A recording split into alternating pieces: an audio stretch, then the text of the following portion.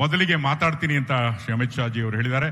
जोरदार तालियों के साथ देवी और सज्जनों स्वागत कीजिए.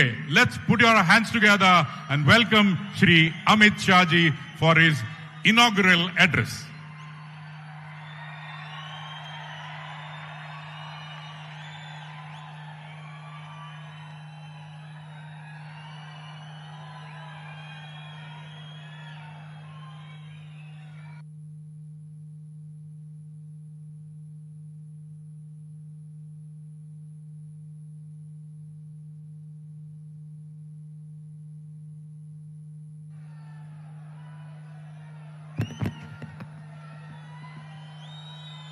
मेरे साथ बोलिए, भारत माता की. क्यों भाई, क्या हो गया आप लोगों की आवाज को? बंगाल में हमारी विचारधारा का इतना प्रचंड विजय हुआ है, ऐसी आवाज नहीं चलेगी. मेरे साथ दोनों हाथ उठाइए, जरा उठाइए दोनों हाथ, और मेरे साथ मुट्ठी भींचकर प्रचंड आवाज से बोलिए, भारत माता की वंदे, जय श्री राम, जय जय श्री राम. आज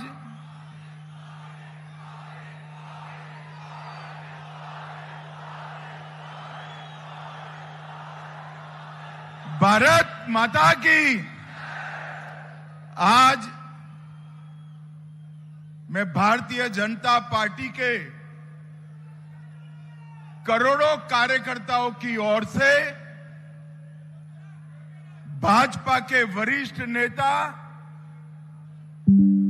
और देश के प्रस्तापित किसान नेता श्रीमान बीएस येदुरप्पा जी का सम्मान करने के लिए यहां आए. मगर आज एक प्रकार से मणिकंचन योग है. ये जब तिथि तय की गोविंद कारजोल जी ने, तब मालूम नहीं था कि आज ही बंगाल के मुख्यमंत्री का शपथ विधि होगा. और आज एक ही दिन पर येदुरप्पा जी के 50 वर्ष के लंबे सार्वजनिक जीवन के बाद कर्नाटक, देश भर के किसान और भारतीय जनता पार्टी की 50 साल तक सेवा करने के लिए येदुरप्पा जी के सम्मान का आज ही दिन तय हुआ है. और आज हमारी विचारधारा के अनुयायियों के लिए भारत माता को आराध्य मानकर जीवन जीने वाले सभी देश के लोगों के लिए बहुत बड़ा दिन है कि जिस भूमि पर श्री अरविंद, श्री विवेकानंद जी, रामकृष्ण परमहंस और हमारी विचारधारा के पुरोधा श्यामा प्रसाद मुखर्जी का जन्म हुआ, वहीं आज भगवा लहराने का काम हुआ है. भाइयों बहनों, मैं स्वागत समिति के अध्यक्ष और सभी मेंबर्स को हृदयपूर्वक एक और बात के लिए अभिनंदन करना चाहता हूं. कर्नाटक मैं 2014 से आ रहा हूं. कई मंच मैंने पूजनीय संतों के साथ साझा किए हैं. येदुरप्पा जी के व्यक्तित्व के कारण आके आज एक ऐसा मंच हमारे सामने है जहां सभी मत संप्रदाय के स्वामी जी है। और ये बात पूरे कर्नाटक के लिए, पूरे देश के लिए एक संदेश लेकर जाती है कि जो आप इस प्रकार का जीवन जीते हो तो मत, संप्रदाय और किस जाति के आप स्वामी जी हो, इस किस जाति के अनुयायी आपके फॉलोअर है, इसको देखे बगैर सभी लोग आज एक मंच पर एकत्रित आए हैं। ये भी बहुत बड़ी बात है। मैं आज सबके अलग अलग नाम लेने की जगह जिन्होंने कर्नाटक की पवित्र भूमि पर धर्म को पकड़ कर रखा है, धर्म के आधार पर समाज का हमेशा मार्गदर्शन किया है और यहां पर अनेक प्रकार की शिक्षा से लेकर पोषण से लेकर अनेक सामाजिक प्रवृत्तियां भी ये महान स्वामी जियों के मठों से हुई है। वो सभी स्वामी जी को हम सब की ओर से प्रणाम कर कर इनके श्री चरणों में वंदन। भाइयों बहनों, ये चित्रदुर्ग राजा मदकरी नायक की वीर भूमि है। अभी कुछ दिन पहले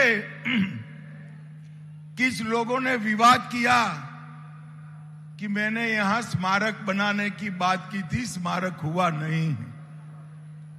मगर मैंने विधानसभा चुनाव में की थी। सरकार तो कांग्रेस की बनी, मगर चिंता मत करिए, मोदी जी है ना, ये स्मारक हम जरूर बनाएंगे और यही भूमि पर बनाएंगे। इन्होंने राजा मदकरी नायक जी ने हैदर अली को हराया, भगाया और इस क्षेत्र को स्वतंत्र रखने में बहुत बड़ी भूमिका की। मैं आज वो महान वीर राजा मदकरी नायक को मन पूर्वक प्रणाम करना चाहता हूं। मित्रों, देश भर में चित्रदुर्ग की एक कहानी सभी बच्चों को अपने पिता और दादा कहते हैं। यहां पर वीर नारी ओबव्वा ने जिस प्रकार से वीरता का प्रदर्शन कर कर हैदर अली के सैनिकों को भूत चट्टा किया था, वो आज देश भर की बच्चियों के लिए बहुत बड़ा प्रेरणा का स्तोत्र है। मैं फिर से एक बार वीर ओबव्वा को बहुत मन पूर्वक प्रणाम कर कर मेरी बात की शुरुआत करता हूं। भाइयों बहनों, हमें अभी येदियुरप्पा जी को सुनना है। येदियुरप्पा जी जीवन भर हमेशा विनम्रता के साथ जिए हैं। उन्होंने भाषण का क्रम उनका भाषण मेरे पहले रखा था।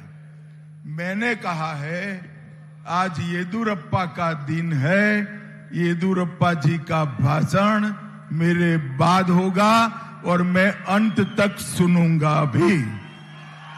भाइयों बहनों, आज मैं ऐसे नेता का सार्वजनिक जीवन के 50 साल का अनुमोदना करने आया हूं, सम्मान करने आया हूं, जिसका पूरा जीवन आम लोगों के साथ। मगर जो राजनीति में युवा आना चाहते हैं उनको मैं जरूर कहूंगा कि येदियुरप्पा के 5 दशक के सार्वजनिक जीवन और सार्वजनिक जीवन में विशेषकर संघर्ष का जरूर अभ्यास करिए।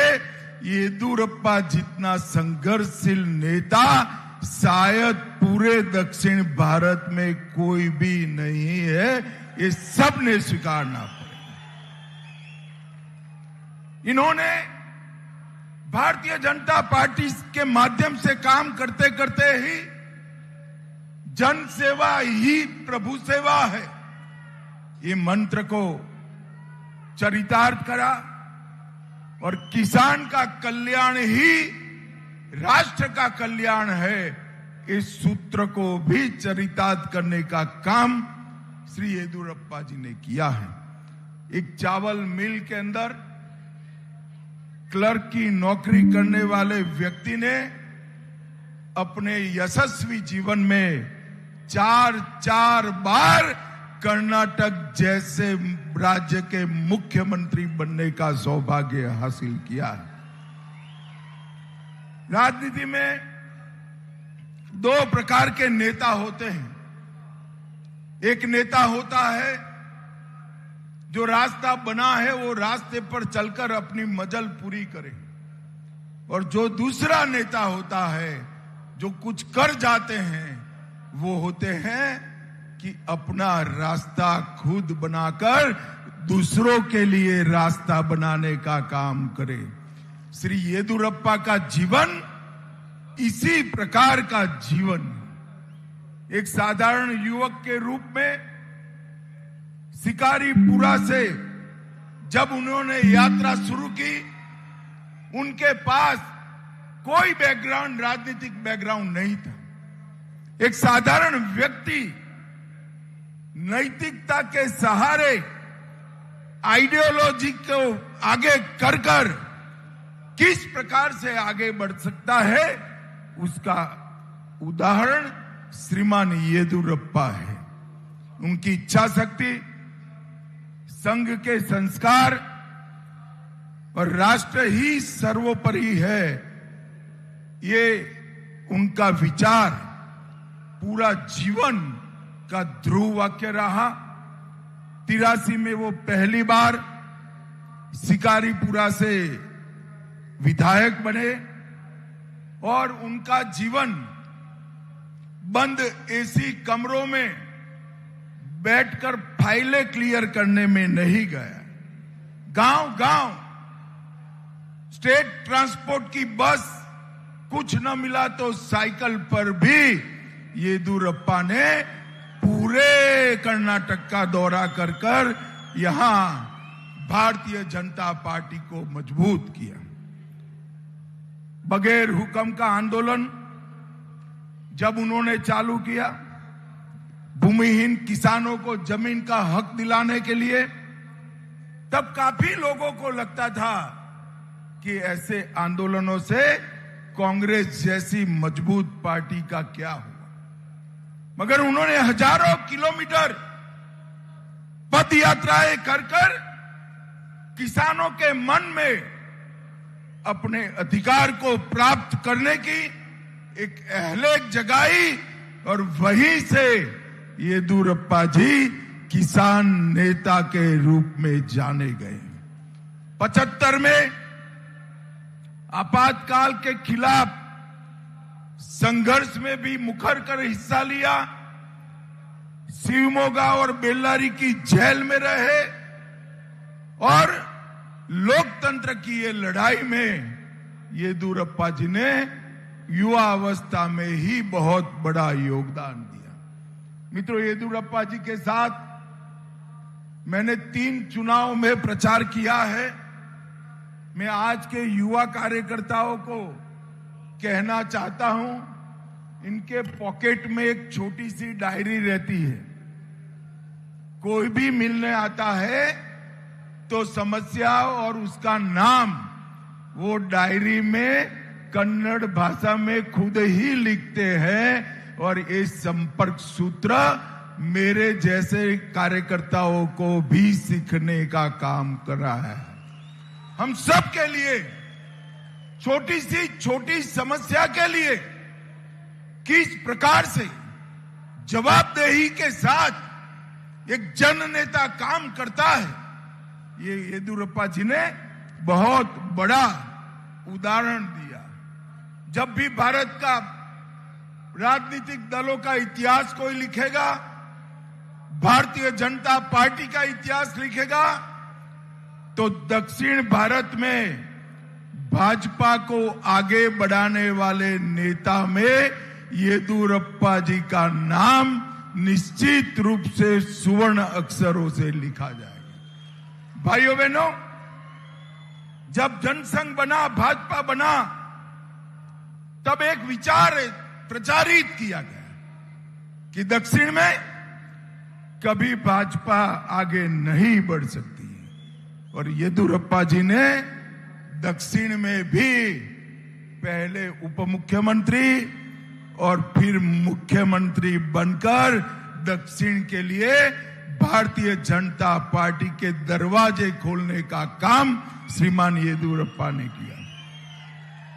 85 में जब हमारी 2 सीटें हो गई, तब येदियुरप्पा जी लगन के साथ भाजपा के विकास के लिए लगे रहे हैं और 2008 में भाजपा की दक्षिण की पहली सरकार बनाने का काम येदियुरप्पा जी ने किया।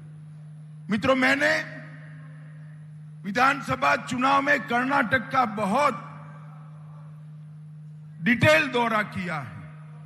कई गौरवशाली मठ, कई शिक्षा संस्थान, कई बड़े बड़े धार्मिक नेताओं की समाधियां, कई स्वतंत्र सेनानियों की समाधि पर मैं गया हूं।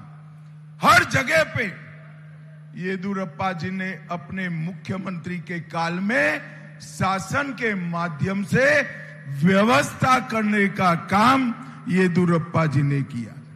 मैं आज जरूर बताना चाहूंगा कि जब संगोली रायन्ना को श्रद्धांजलि देने के लिए जहां उनको फांसी दी गई, वहां पर मैं गया था। दूर से देखकर लगता था कि इस स्थान की किसी ने चिंता नहीं की। इतने महान देशभक्त, इसके शहीदी के स्थान की चिंता नहीं हुई है। मगर मैं अंदर गया, छोटा सा बागीचा, शुद्ध पीने का पानी, बैठने के लिए कुछ बेंचेस लगे हुए थे और उनका संगोली रायन्ना का पूरा इतिहास वहां पर लिखा हुआ था। मैंने वहां पूछा कि भाई ये किस सज्जन ने किया था? येदियुरप्पा जी मेरे साथ में थे, उन्होंने हाथ जोड़कर कहा आपके साथ खड़े हैं वो येदियुरप्पा जी ने करा। मित्रों, ये जो भाव समाज जीवन के प्रेरणा स्थानों को शासन आगे बढ़ाए, वो भाव उसी में हो सकता है जो समाज को प्यार करता है, समाज को आगे बढ़ाने के लिए काम करता है। देश भर में किसान बजट रखने की शुरुआत भी श्री येदियुरप्पा ने की। जब हरी शॉल ओढ़कर वो विधानसभा में किसान बजट पढ़ते थे, न केवल कर्नाटक, देश भर के किसानों को लगता था हमारी चिंता करने वाला एक राजनेता आज कर्नाटक का मुख्यमंत्री के रूप में बैठा है। भाइयों बहनों, बहुत बड़ी परंपरा उन्होंने आगे बढ़ाई। अन्नदाता के नेता उन्होंने बने और किसानों के लिए हमेशा उन्होंने आवाज उठाने का काम किया। बेंगलुरु को दुनिया के नक्शे पर ग्लोबल टेक हब के रूप में रखने के लिए भी येदियुरप्पा जी को वर्षों तक याद किया जाएगा। और येदियुरप्पा जी ने अलग अलग समुदायों को, चाहे लिंगायत हो, ओबीसी हो, दलित हो, गौड़ा हो, सबको बीच में सद्भाव बढ़ाने के लिए भी बहुत बड़ा काम किया है। और मैं एक बात फिर से सार्वजनिक रूप से स्वीकार करना चाहता हूं, जिसका मैं साक्षी हूं। 2014 में देश में पहली बार पूर्ण बहुमत की सरकार बनी, मोदी जी प्रधानमंत्री बने, मंत्रिमंडल बन रहा था, मैं भाजपा का महासचिव था। अचानक गुजरात भवन पर सुबह एक कागज आया। वो कागज येदियुरप्पा जी का था कि मेरी प्रायोरिटी कर्नाटक है, कर्नाटक में फिर से भाजपा सरकार बनानी है, मुझे मंत्रिमंडल में मत रखिएगा। भाइयों बहनों, मैंने ऐसे भी लोग देखे हैं जो मंत्री बनकर राज्य में मुख्यमंत्री बनने का प्रयास कर रहे हैं, मगर येदियुरप्पा जी ने मंत्री पद ठुकराकर भाजपा के आंदोलन को लीड कर राज्य में मुख्यमंत्री बनने का निर्णय किया। ये बहुत बड़ी बात है। भारतीय जनता पार्टी ने भी देश के किसानों के लिए ढेर सारे काम किए। मैं इसमें बहुत डिटेल जाना नहीं चाहता। आज का दिन येदियुरप्पा जी का है। येदियुरप्पा जी ने 50 साल तक कर्नाटक और देश के सार्वजनिक जीवन की सेवा करने का काम किया है और मैं तो मंच पर चढ़ते ही ये मंच देखकर आनंदित भी हुआ और आश्चर्यचकित भी हुआ। एक ही मंच पर इतने सारे स्वामी जी, हर संप्रदाय के स्वामी जी आज यहाँ पर उपस्थित है।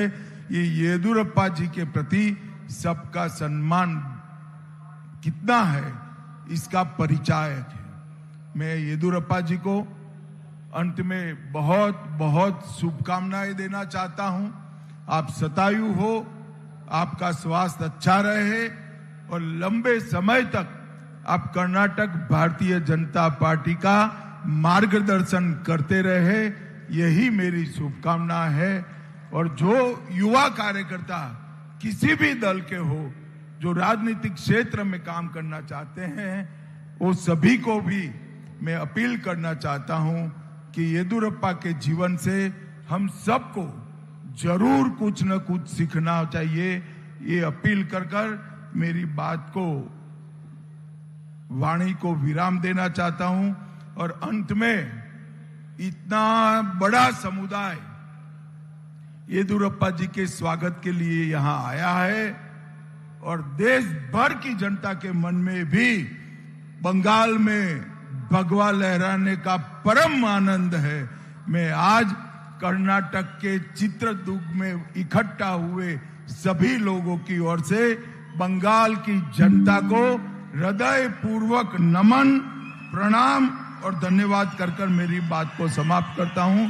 वंदे मातरम। ಜೋರಾದ ಚಪ್ಪಾಳೆಯೊಂದಿಗೆ ಜೋರ್ದಾರ್ ತಾಲಿಯೋ ದೇವಿಯರ್ ಸಜ್ಜನೋ ಶ್ರೀ ಅಮಿತ್ ಶಾ ಜಿ, बहुत बहुत धन्यवाद sir. You taken time off and come here and be a part of Shri BS Yediyurappa ಅಭಿಮಾನೋತ್ಸವ. ಪ್ರತಿಯೊಬ್ಬರೂ ಸಹ ಶ್ರೀ BS ಯಡಿಯೂರಪ್ಪ ಅವರಿಂದ ಕಲಿಯೋದಿದೆ ಅನ್ನುವಂತಹ